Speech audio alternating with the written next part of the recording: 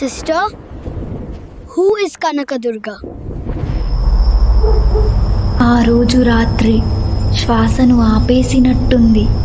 చంద్రుడు ఆకాశంలో ఉన్నాడు, కానీ తాను వెలిగే శక్తిని మర్చిపోయాడు.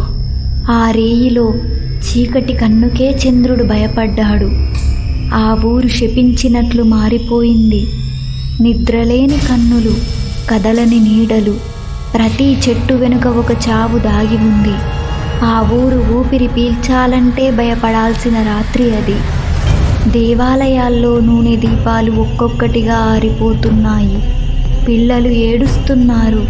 పెద్దవాళ్ళు జపాల మధ్య మాటలు మింగేస్తున్నారు.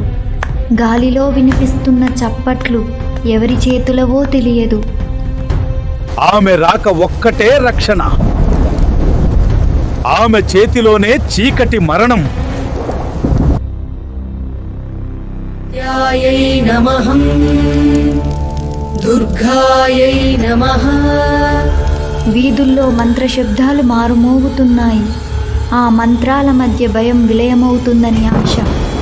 పర్వతాల మధ్య ఒక గుహలో మంటలు ఉవ్వెత్తున ఎగుస్తున్నాయి. భూమి కంపిస్తోంది. గగనంలో అగ్ని బాణాలు ప్రయాణిస్తున్నాయి. నదిలో జ్వాలలు నాట్యం చేస్తున్నాయి.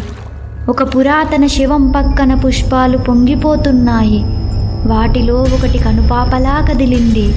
ఆ మాయల మేడల లోతుల్లోంచి ఆమె రాక మొదలైంది.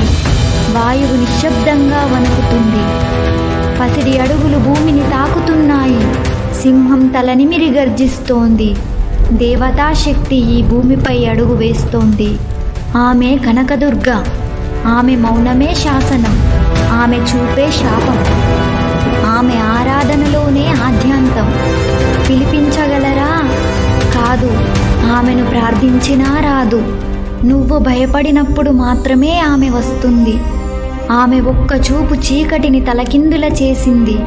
ఇప్పుడిప్పుడే రక్తం ఆమె పాదాలకు చందనం అయ్యింది.